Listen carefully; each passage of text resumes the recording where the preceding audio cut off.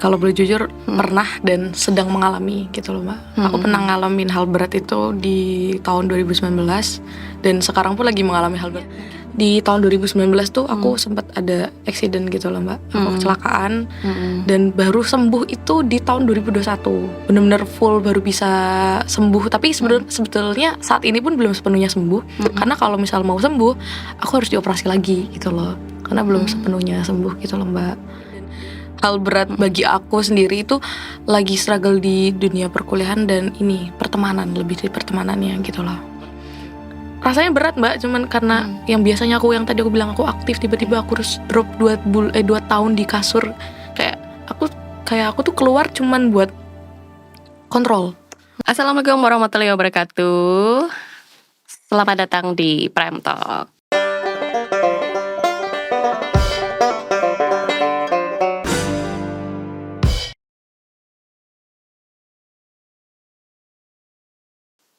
Sahabat Pramita ID, kali ini saya kedatangan bintang tamu, yaitu Mbak Sheila. Mbak Sheila ini mahasiswa UGM, jurusan perikanan, usianya 20 tahun. Nah, ada cerita yang kayaknya kita harus belajar deh dari Mbak Sheila tentang bagaimana berdamai dengan diri sendiri. Tuh. Karena berdamai dengan diri sendiri itu adalah salah satu kemampuan yang gak semua orang bisa nih, harus dilatih nih. Nah, kita mau ngobrol-ngobrol sama Mbak Sheila. Hai Mbak Sheila. Halo. Aduh. Gimana kabarnya? Alhamdulillah hari ini sehat. Tapi Capek karena habis praktikum ya. Mbak Intan apa kabar? Alhamdulillah. Senang sih karena ketemu dengan Mbak Sheila hari ini. Kita akan bercerita-cerita. Jujur Mbak ya, dari departemen tuh aku udah deg-degan banget. Aduh, ketemu Mbak Intan lagi. Seorang pakar. Enggak dong, gak pakar ini, masih juga belajar Mbak. Ya, saya belajar. Mbak Sheila, kuliah jurusan apa Mbak tadi? Kita sempat ngobrol. Jurusannya perikanan. Sebenarnya agak membingungkan ya Mbak, karena perikanan ini masuknya di fakultasnya pertanian. Gitu. Di pertanian tuh ada beberapa departemen, salah satunya departemen perikanan. Gitu. Dan di departemen pun masih ada 3 jurusan. Gitu. Jadi ada budidaya, ada manajemen, ada teknologinya. Gitu. Kalau perikanan Mbak Sheila? Aku di manajemen. Manajemen. Iya. Oh, oke. Kalau di manajemen itu nanti udah ada kebayang nggak sih Mbak, nantinya setelah itu kemana gitu? Setelah lulus itu nanti akan kemana nih gitu? Paling enggak kalau manajemen tuh nggak jauh-jauh dari kementerian ya Pak, kayak dinas kementerian gitu. Kan kita basicnya tuh kayak nyatet apa sih namanya, pendapatan ikannya, terus tangkapannya berapa, terus kita harus ngedata siapa aja nelayannya gitu, kayak kapal yang berangkat, kapal yang pulang, kayak gitu. Kita lebih ke situnya. Oke. Kalau Mbak Sheila sendiri juga udah ada bayangan untuk nanti setelah lulus ini nanti aku kan ke situ, mencoba ke situ gitu ya? Sudah. Oh udah? Sudah. Wow. Tapi nggak tahu ya Mbak ya, ini kan baru rencana ya gitu. Jadi nggak mau diomongin. Gak mau. Takut. Pokoknya dimudahkan dan dilancarkan. Amin, terima kasih. Nah Mbak Sheila, di usia Mbak Sheila yang 20 tahun ini, kalau kita bicara usia 20 tahun, 20 sampai 25 tahun itu kan bisa dibilang di usia-usia yang masa transisi nih kan, masa transisi yang usia remaja misalnya gitu, habis itu usia transisi ke dewasa awal, habis itu ke dewasa gitu, pasti ada banyak hal yang terjadi gitu di dalam kehidupan Mbak Sheila. Nah, pernah nggak sih Mbak Sheila tuh mengalami hal yang menurut Mbak Sheila tuh berat gitu untuk dilewatin? Oke, kalau boleh jujur pernah dan sedang mengalami gitu loh Mbak. Aku pernah ngalamin hal berat itu di tahun 2019 dan sekarang pun lagi mengalami hal berat. Mungkin bagi orang, boleh dijelasin nggak Mbak apa yang sedang ku alamin? Oh iya, itu yang harus. Itu yang ditanyain Mbak. Oh iya. Takutnya oversharing Mbak. Nggak apa-apa kalau berkenan. Waduh. 2 jam Mbak. Jadi kalau untuk saat ini ya, yang sedang dirasain dan hal berat bagi aku sendiri itu lagi struggle di dunia perkuliahan dan ini pertemanan, lebih dari pertemanannya gitu loh. Oke. Ya karena ya masih ada sangkutannya tentang akademik yang ngebuat mereka merasa tidak adil gitu dengan perlakuan yang aku lakukan gitu. Maksudnya jadinya aku agak ya ada gap gitulah sama temen gitu, lagi slack gitu. Dan aku tidak berharap kalau misal mereka menjauh, aku tidak berharap juga untuk membuat mereka untuk mendekat lagi sama aku gitu loh. Karena kan posisinya sekarang lagi slack dan nggak bareng gitu loh mbak. Yang dari awalnya bareng, tiba-tiba gara-gara masalah ini salah paham, udah dijelasin tetap salah paham, nggak bisa saling mengerti lah kayak gitu. Terus akhirnya ya udah nggak bareng dan ya udah mau gimana lagi gitu lah. Kalau boleh tahu apa sih yang bikin jadi slack gitu atau berkonflik maksudnya? Iya, karena nggak ada komunikasi mbak gitu. Jadi akunya nggak ngomong dan mereka nggak nanya gitu. Jadi aku diem gitu loh. Dan ternyata hal ini tuh perlu diomongin gitu. Aku pikir kan nggak semua hal dalam hal pertemanan itu perlu dibicarakan ya mbak ya. Tapi bagi mereka mungkin itu penting gitu loh. Terus bagi aku juga posisinya saat itu sedang hektik segala macam, nggak kepikiran untuk cerita sama mereka. Bahkan masalah ini aku keep sendiri gitu loh. Dan ternyata mereka menganggap bahwa ya kalau kamu gak cerita berarti kalau kamu tuh gak menghargai aku gitu loh. Waduh, aku kan kaget ya mbak diomongin kayak gitu ya. Oh segitu pentingnya ya maksudnya kalau ngomong gitu cerita. Seenggaknya kita tuh bisa bantu kamu gitu loh. Iya. Berarti pertemanannya udah berapa lama mbak? Sebenarnya dari semester awal ya mbak gitu. Berarti udah lama banget loh ya. Iya, tapi kalau dibandingin sama temanku yang SMP di luar kuliah itu lebih lama dan itu komunikasinya mau cerita mau enggak tetap deket gitu loh mbak. Iya, jadi ketika aku cerita sama teman yang lain gitu, loh aku juga baru tahu kamu ada masalah ini gitu. Dan dia nggak ngejudge aku kayak kenapa kamu nggak cerita kayak gitu. Karena mungkin karena melihat keadaan aku saat itu seperti apa, jadi kayak oh yaudah nggak apa-apa kok kayak gitu. Mereka lebih memahami itu gitu. Ya aku pikir teman-teman yang sekarang ini bisa merangkul aku lagi gitu lah mbak, anggapannya kayak aku udah ngomong nih clear lah gitu seenggaknya, tapi ternyata tidak. Jadi aku tidak apa sih ya, tidak meminta mereka juga untuk memahami aku banget gitu loh mbak. Ternyata ya udah karena masalah itu kita jadi renggang. Ya begitu. Jadi maksudnya kayak pertemanan yang kalau misalnya waktu SMA itu fine-fine aja ketika tidak ada komunikasi. Sedangkan SMP, SMA, ya. teman perkuliahan justru menganggap itu sebagai kenapa sih kamu gak cerita sama aku gitu. Itu menjadi sesuatu hal yang penting maksudnya gitu. Benar. Dan Mbak Sheila tuh merasa kok ada perbedaan gitu tentang pertemanan yang dialami maksudnya gitu. Benar. Ketika ngomong juga kok mereka sampai segitunya harus kamu apa-apa harus cerita, padahal kan nggak semua hal harus mereka tahu gitu. Bahkan ketika ini ada sangkutinnya sama kemarin magang sih mbak sebenarnya. Apa tuh mbak sangkut pautan dengan kemarin? Karena aku nggak ngomong gitu. Sesimpel aku nggak ngomong gitu loh mbak, aku nggak cerita. Mereka merasa bahwa kenapa cuman aku yang magang gitu loh, padahal di situ aku apakah ini kesimpulan bahwa mereka ini merasa tersaingi gitu loh. Karena aku nggak tahu semua ya mbak. Nggak tahu semua, nggak tahu juga kalau misalnya mereka berpikir bahwa aku jadi saingan mereka kayak gitu. Oke. Ternyata ya di usia 20-an ini pertemanan itu juga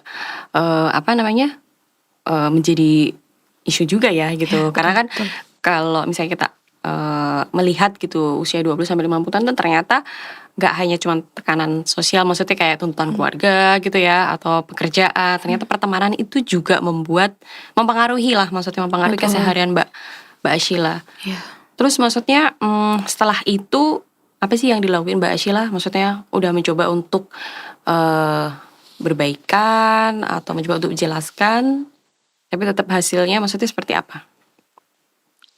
Pas itu tuh aku udah minta waktu mereka lah untuk ngobrol bareng.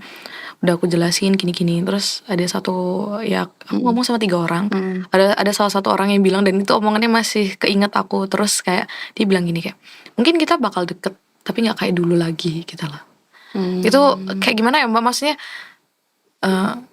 kok ada ya teman yang kayak gini gitu loh. Terus kayak kalau misal dibalikin lagi gitu, takutnya ya karena kamu nggak cerita itu nggak akan selesai gitu loh mbak. Kan aku juga sempat cerita sama mbak juga kan, mbak Ica gitu kan. Kayak ya kamu mau jelasin sampai kamu pusing, sampai kamu muntah gitu. Mereka kalau misalnya mereka ngomong ya karena kamu nggak cerita, ya nggak akan selesai gitu loh. Pasti bakalnya balik lagi karena kamu nggak cerita gitu. Kamu bakal capek sendiri. Ya benar capek mbak. Sampai sekarang pun masih kadang kepikiran gitu loh. Tapi sebenarnya tidak separah masalah ini tuh, bukan masalah yang terlalu besar ketika dibandingkan dengan masalah yang pernah aku lewatin sebelumnya gitu loh. Gitu. Tapi karena ini di dunia perkuliahan ya mbak ya gitu. Karena aku di sini ya nggak sama orang tua gitu, kayak kerasa kesepiannya tuh iya gitu loh mbak. Iya gitu. Berarti untuk sekarang ini Mbak Sheila benar-benar sendiri? Enggak sih. nggak sendiri banget gitu loh Mbak, Ya, tapi tapi tetap maksudnya kayak ada ngerasa ada yang hilang lah gitu loh. Iya, karena gitu. pertemanan itu ya maksudnya Iya, biasanya betul. bareng-bareng gitu. Iya, dan memaklumi sih kalau misal mereka marah, tapi ternyata sampai segitunya, yang itu yang masih dibingungkan sama aku tuh kayak gitu. Cuman aku tidak memihak sih, tidak memohon mereka untuk tetap stay sama aku gitu loh Mbak. Oke, Gitu. oke. Dan ini termasuk kalau dari ceritanya Mbak Asila tadi pernah melewati masalah yang terberat sebelumnya, itu apa Mbak kira-kira? Aku ini aduh detail banget, mana takutnya ceritanya. Panjang, takut.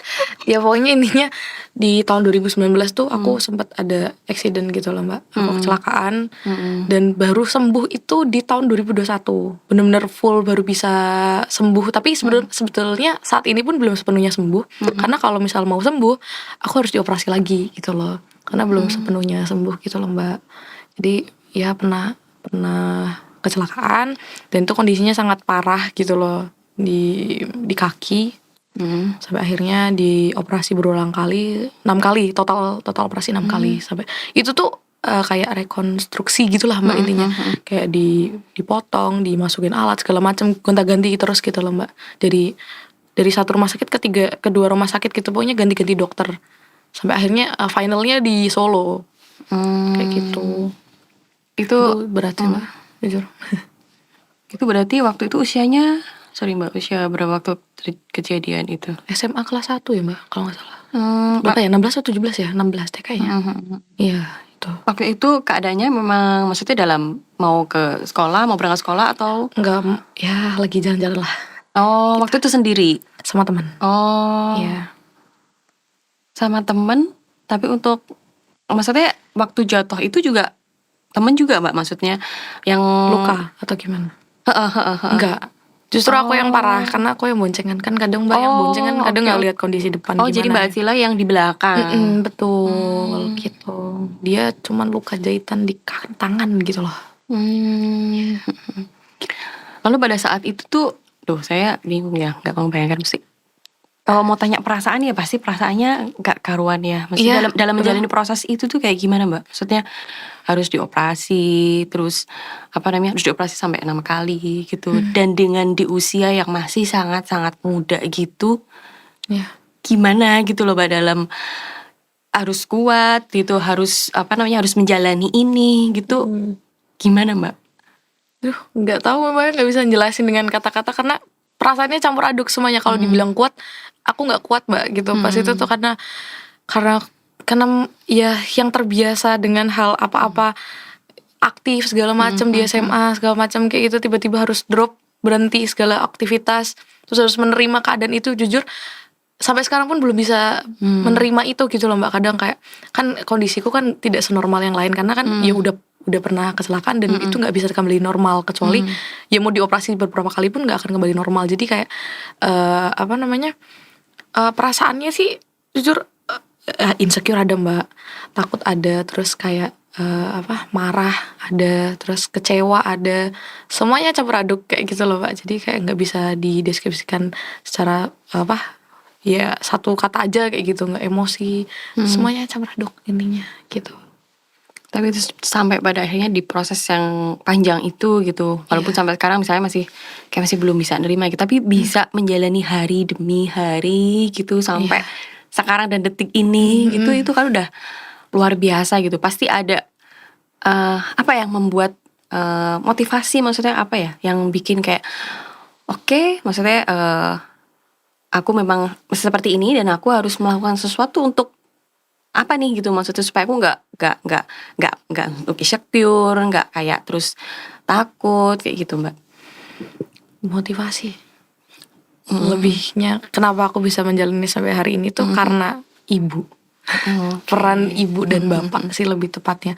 Karena kalau dibilang saat kejadian itu masa recovery sampai akhirnya aku kuliah pun itu masih pendampingan orang tua kan Mbak. Jadi kayak tidak lepas dari peran mereka. Jadi ngelihat mereka yang udah susah payah ngurusin aku, walaupun mereka nggak minta apa-apa dari aku, kayak ya kamu harus kuliah di UGM, kamu harus ikut ini, mereka nggak menuntut sesuatu dari aku, tapi ngelihat mereka aja kayak aku pengennya balas budi lah suatu saat nanti kayak gitu loh. Terus kayak yakinin bahwa kadang tuh yang meyakinkan itu kayak denger ini loh Mbak, ini ceramah. Jujur pas selama sakit aku jadi sering dengerin ceramah, tapi sekarang ya masih sering tapi nggak seintens dulu gitu, kayak ya mungkin dengan kejadian ini banyak hal baik yang akan datang gitu loh. Tuhan tuh ya Allah tuh nggak menitipkan masalah ini tuh ya karena yang bisa aku gitu. Coba kalau di temanku, andai kata misal gitu ibu bilang apa dia bisa gitu, kan belum tentu kayak gitu lah. Ya kan nyatanya kamu sampai sekarang bisa gitu, hari demi hari pun rasanya berat Mbak, cuman karena yang biasanya yang tadi aku bilang aku aktif, tiba-tiba aku harus drop 2 tahun di kasur, kayak aku tuh keluar cuman buat kontrol, udah itu aja gitu loh. Jadi yang setiap hari menguatkan dia orang tua gitu, aku ngeliat mereka aja sih Mbak sebenarnya, kayak oh mereka nih yang udah berjuang buat aku gitu, masa aku nggak mau berjuang buat mereka. Putus asa pernah sih Mbak, putus asa kayak ya pengen melakukan hal tersebut itu udah sampai di titik itu sebenarnya. Ya lagi rame-rame sekarang lah ya Mbak. Ya, bunuh diri. Serius Mbak? Iya serius. Dan ibu tuh kayak kamu tuh inget dulu kayak perjuangan kamu kayak gini-gini, kalau pas ada masalah ini ya Mbak, kayak diingetin lagi gitu, kamu sampai mau kayak gitu, apa kamu nggak kasihan sama dirimu sendiri gitu. Bukan lebih, mereka tuh kalau misal ada sesuatu yang mengganggu aku tuh bukan kasihan sama ibu sama bapak gitu, coba kasihan sama diri kamu sendiri gitu loh. Kamu yang udah capek sampai titik ini, kamu jangan jatuh karena orang lain kayak gitu loh. Jadi ya udah iya gitu. Dan lebih implementasinya tuh lebih ke diri sendiri sih Mbak, kayak ngomong. Jadi, dan aku masih berusaha setiap hari pun tetap bersyukur dan memaafkan diri sendiri gitu loh Mbak, atas kejadian yang sudah berlalu dan sampai hari ini kayak gitu loh. Gitu. Iya, itu tadi maksudnya Mbak Ashila punya itu kan bilang itu belum bisa nerima, tapi kemampuannya itu selalu diasah gitu loh Pak. Iya, ya, maksudnya benar. dengan ngomong dengan diri sendiri bahwa oh iya aku bersyukur, aku masih sampai sekarang ini aku masih bisa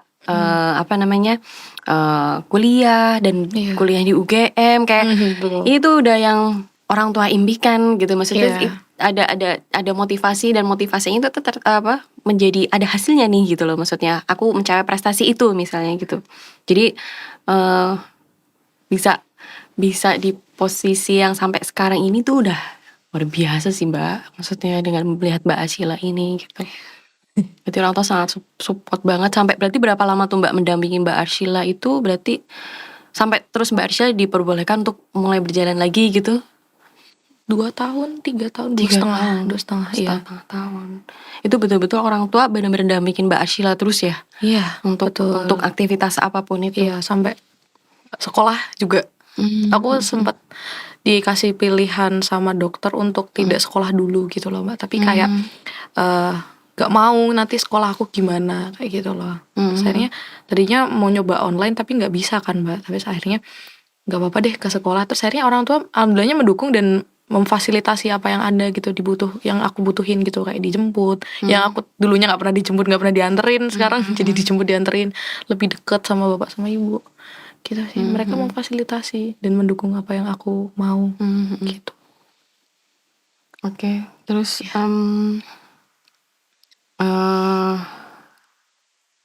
saya sampai terpaku nih, sampai bingung katanya. Udah selesai Pak. Jangan dong. Oke. Tadi dengar cerita kalau setelah masuk komunitas Mbak yang kita tadi ngobrol tuh. Iya, UKM peduli difabel. Nah itu mungkin bisa diceritain tuh Mbak. Oke. Waduh, itu tuh perjalanan ceritanya tuh ini sih Mbak, mulainya dari semester 2 kalau nggak salah. Karena kan semester 1 kan penyesuaian dulu ya di kuliah gitu. Terus kayak karena apa sih? Karena pendataan itu, karena dari UGM di awal ada pendataan, terus ada salah satu orang yang ngechat aku, dia mengatasnamakan UKM peduli gitu, peduli fabel, terus kayak mereka menawarkan jasa mereka, bukan jasa sih, kayak bantuan buat aku gitu, kalau misalnya ada butuh bantuan apapun, kabarin ya gitu, apa kamu ada praktikum atau mau berangkat kuliah, ada kesusahan kayak gitu. Itu di awal. Terus kayak tiba-tiba ada ini, cari dong UKM kayak gitu, UKM ini akhirnya ada. Dan pas baca-baca tertarik nih, kok ada orang yang bisa nih bikin komunitas kayak gini, kayak gitu loh, kayak mereka peduli akan hal-hal yang mungkin menurut Mbak atau menurut siapapun itu hal yang sepele, tapi bagi orang yang mengalami kayak disabilitas apapun itu membutuhkan gitu loh. Dan akhirnya aku tuh body tapi sekaligus aku jadi anggota di situ gitu loh Mbak. Body itu kan orang yang ditemenin kayak gitu-gitu kan, ya butuh pendampingan. Ya terus aku coba buat daftar dan aku keterima di salah satu divisinya. Di situ juga aku tuh ngebantu yang lain-lain gitu loh Mbak. Padahal kondisi kadang tuh aku sendiri bilang, kamu tuh body kenapa kamu nolongin orang lain kayak gitu loh. Loh kenapa enggak gitu loh. Karena mereka juga butuh bantuan gitu loh. Terus banyak sih Mbak kayak di sana tuh banyak event-event, terus banyak ada acara-acara kayak gitu sampai ada puncaknya kayak harmoni inklusi, terus ngundang pembicara-pembicara, terus pendataan segala macem, dan sampai akhirnya aku dapat kesempatan magang itu dari situ juga gitu. Oh, oke. Jadi di Yes. komunitas itu banyak kegiatan juga yang Banyak. tapi itu untuk khusus mahasiswa UGM aja atau ada umum yang dari luar? Kalau untuk keanggotaannya mahasiswa UGM aja, UGM iya. ya. Keren banget ya. Maksudnya ada awareness-nya di situ ya, maksudnya ada kepeduliannya gitu. Terus dari komunitas itu apa yang Mbak Ashila dapatkan gitu yang jadi situ justru kayak mungkin kayak sama-sama merasakan, sama-sama bisa bantu, dan ada lagi mungkin yang mau di-sharingkan yang tadi kita sempat ngobrol juga kalau Mbak Ashila ini dari gabung dari komunitas itu jadi bisa magang nih di BBC Indonesia ya. Keren banget loh. Gimana tuh Mbak ceritanya? Malu mah. Kalau hal yang aku dapetin itu ini Mbak, karena aku tuh yang pas sampai sana lagi, pas gabung itu ternyata yang merasakan ini nggak cuma aku doang gitu loh Mbak, dan bahkan ada yang lebih dari aku, dan ceritanya cukup bukan menarik ya, lebih kayak merasa tersentuh gitu loh Mbak, kayak perjuangan dia juga kayak gini ya, terus relasinya juga di sana kan nggak, itu kan seluruh UGM ya Mbak, nggak cuma satu fakultas, jadi kayak ada teman dari antropologi, ada dari farmasi segala macam kayak gitu. Terus kalau ada kegiatan-kegiatan gitu, itu mengundang pembicaranya tuh yang membutuhkan ini inklusif inklusif. Intinya gitu pokoknya, orang yang didatangkan tuh orang-orang yang berpengalaman di bidang itu gitu loh. Jadi kayak sebenarnya orang-orang disabilitas tuh butuh ini loh. Terus orang yang menyediakan layanan itu tuh harusnya melakukan ini kayak gitu, biar mereka tuh merasa terbantu dan bisa menjadikan kampus ini jadi inklusif gitu loh. Gitu. Dan ya gitu Mbak. Iya, terus bisa sampai jadi punya dikasih kesempatan bisa magang itu gimana Mbak? Oh iya, kalau magang tuh lebih tepatnya ketika aku udah keluar dari UKM, tiba-tiba dapat panggilan dari awalnya dari ini alumninya UKM dulu, terus akhirnya kan awalnya aku nggak percaya Mbak, karena itu cuman ketikan doang, nggak ada surat resminya gitu kan, jadi aku kayak ambil nggak ya gitu. Terus akhirnya aku daftar lah gitu, coba-coba aja sebenarnya kan, kayak nyoba deh gitu, apalagi BBC gitu, barangkali ini beneran gitu loh. Akhirnya pas udah di itu tuh lama Mbak prosesnya tuh, aduh jangan ngegas. Lama banget, sekitar 6 bulan kurang lebih ya, kalau aku nggak salah sih 3-6 bulan itu baru dapat panggilan. Dari awalnya dihubungi sama humas protokol, datang ke sana di Balairung, terus langsung dikasih kontrak kerjanya gitu loh. Waduh, gitu kan. Oh, jadinya aku Bu gitu. Maksudnya kayak saya yang berangkat gitu. Terus kan aku nanya kan Mbak, kayak siapa aja Bu yang berangkat gitu. Cuman kamu aja. Hah? Serius Bu? Iya, ini kamu jadi yang pertama ke sana gitu. Tadinya tuh ada 1 orang, tapi ternyata karena BBC sendiri tuh belum tahu kondisinya setiap orang kan yang mendaftar gitu. Sebenarnya nggak cuma aku yang mendaftar, ternyata ada yang lain, dan karena dilihat dulu kan Mbak, kondisinya seperti apa, disabilitas apa gitu kan. Ternyata yang satunya itu takutnya di BBC tidak bisa menyediakan tempat yang proper gitu lah intinya gitu. Jadi kayak tidak mau ambil resiko, takutnya dia nggak nyaman. Akhirnya coba deh yang ini gitu loh, dari pihak BBC-nya. Yang ini tuh aku ternyata gitu loh. Terus pas denger itu juga ngerasa bersalah sih Mbak, karena kenapa enggak ya orang itu aja, karena kan dia yang mungkin setahu aku dia yang lebih tua dari aku gitu loh. Dan mungkin dengan pengalamannya lebih relate dia daripada aku gitu. Terus ternyata ya udah, namanya sudah rezeki gitu. Jadi akhirnya yang dari BBC daripada tidak mau ambil resiko, akhirnya aku yang diambil gitu loh. Iya. Rasanya gimana Mbak? Hah? Pasti happy ya. Happy. Kalau ditanya apa sih namanya, kan kadang orang bilang nggak relate ya Mbak. dari perikanan tiba-tiba ke ini penyiaran kayak tentang kayak gitu Oh berita-berita. iya, heeh. Iya Itu kan Mbak, pas magang gimana Mbak? Ngapain maksudnya? seru sih Mbak. Kalau di BBC sendiri kayak nggak dimasukin ke bagian editing atau apa-apa nggak. Kalau orang magang-magang gitu lebih ke translate berita-berita dari luar negeri, terus dilibatin satu project juga. Aku sebenarnya pas itu dilibatkan di satu project sama staff yang ada di sana kayak gitu loh, tentang aplikasi disabilitas kayak gitu. Oh, Iya. jadi juga membahas hal yang Jadi sama gitu. dari supervisorku sendiri minta bahwa nggak cuman Sila aja yang belajar dari kita, tapi kita harus belajar dari Sila kayak gitu. Oh, oke. Itu berapa lama Mbak waktu magang? 2 minggu. Dan setelah 2 minggu itu kembali ke Jogja, mulai di-share gitu ya tentang di sananya kayak gimana atau gimana setelah selesai magang Betul. di komunitas itu. Enggak, lebih ke di-share-nya ke humas protokol, dan di sana tuh aku harus bikin ini loh Mbak, kayak video a day in my life. Oh, Itu sejujurnya aku malu banget Mbak, kayak apa sih namanya, aku nggak pernah bikin kayak gitu. Maksudnya kayak kita harus setiap hari kan harusnya biasanya kan lihat orang di TikTok aja kan Mbak, seru banget nih bikin demo, ternyata harus bikin Mbak, kayak habis dari kos ke sana gitu. Mereka kan di-upload juga kan, terus ada dari humas tuh minta apa sih wawancara sama aku, tapi via WA aja kan nanti, terus akhirnya di-upload beritanya.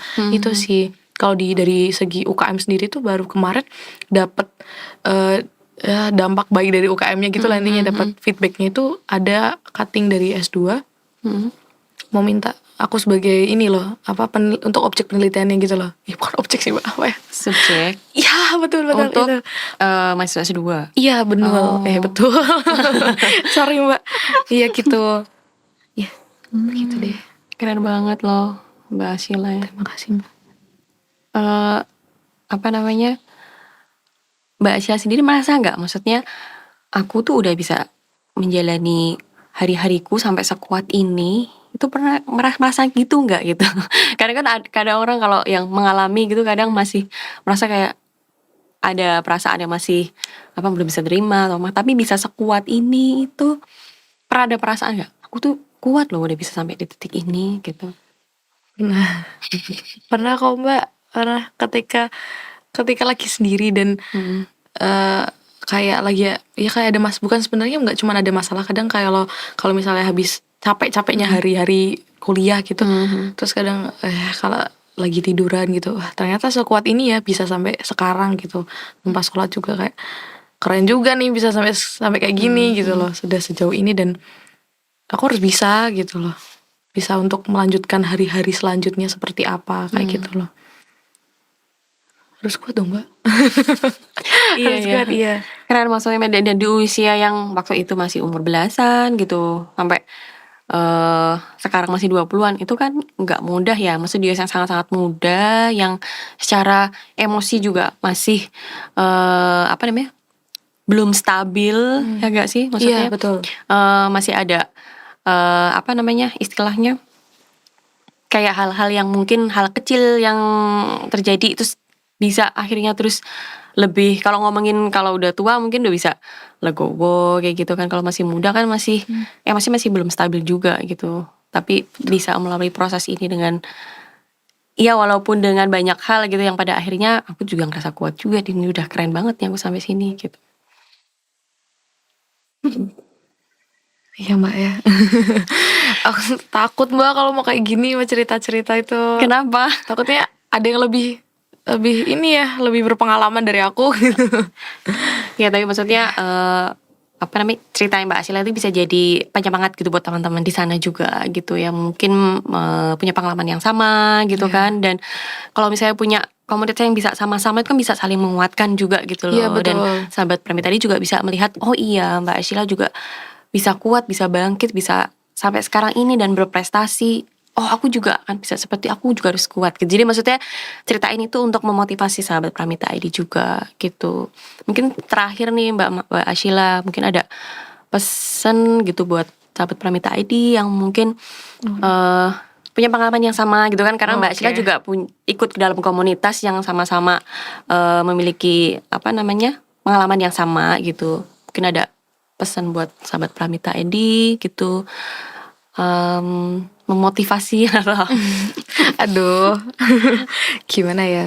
Kalau untuk hal menyampaikan sesuatu tuh lebih tepatnya kayak aku tuh juga belum sekuat itu dan belum bisa berdamai dengan diri sendiri. Tapi aku masih berusaha untuk setiap hari meyakinkan diriku sendiri bahwa aku ini bisa sejauh ini, tidak nggak untuk gagal gitu loh Mbak. Pasti akan saat ada satu hal yang besar yang akan menunggu aku di sana gitu. Jadi apapun yang sedang aku jalani, apapun yang sedang dituntut untuk ke sana gitu, aku jalanin aja dan bersyukur udah sampai di titik ini gitu loh. Dan apapun yang sedang dilakukan itu, mau itu relate atau tidak, yang tadi berhubungan tentang magang segala macam itu, ya udah jalin aja gitu loh. Barangkali dapat kesempatan itu dan kamu bisa naik ke titik level bukan titik sih, lebih ke yang lebih tinggi lagi dari kehidupan yang sebelumnya gitu tuh.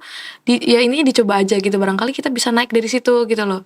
Kan ya bertahap lah ya Mbak ya, untuk keluar dari permasalahan yang sedang kita alami, kayak ketakutan, insecurity, apapun yang sedang kita alami tentang diri kita gitu loh. Intinya percaya aja bahwa apapun yang sedang kita lakukan sekarang, apapun yang sedang kita masalah yang sedang kita hadapi sekarang, itu tuh pasti akan ada jalan keluarnya. Dan pasti tidak untuk gagal gitu loh. Intinya sejauh ini nggak ada yang mau gagal gitu loh Mbak. Yang pasti kita harus berusaha setiap hari meyakinkan diri sendiri bahwa aku ini layak untuk memperjuangkan hidupku kayak gitu loh. Mereka yang nggak tahu tentang apapun di hidup kita, nggak usah didengerin gitu loh. Walaupun masih sering didengerin ya Mbak, tapi kita harus punya boundaries gitu loh Mbak. Setuju sih Mbak Asyil. Keren banget. Semoga bisa memberikan semangat nih buat sahabat-sahabat Pramita ID di sana yang juga mengalami pengalaman yang sama dengan Mbak Sheila. Terima kasih ya Mbak Sheila atas Sama-sama, sharingnya, sangat bermanfaat sekali. Saya juga jadi banyak belajar dari Mbak Sheila. Kalau benar banget kita tuh harus setiap hari tuh harus meyakinkan diri kita gitu, kalau ya kita tuh bisa menjalani hari ini walaupun misalnya ada hal-hal di luar sana yang mendistraksi, tapi kita harus punya keyakinan itu yang kuncinya.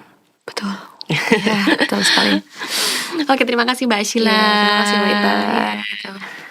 Wassalamualaikum warahmatullahi wabarakatuh.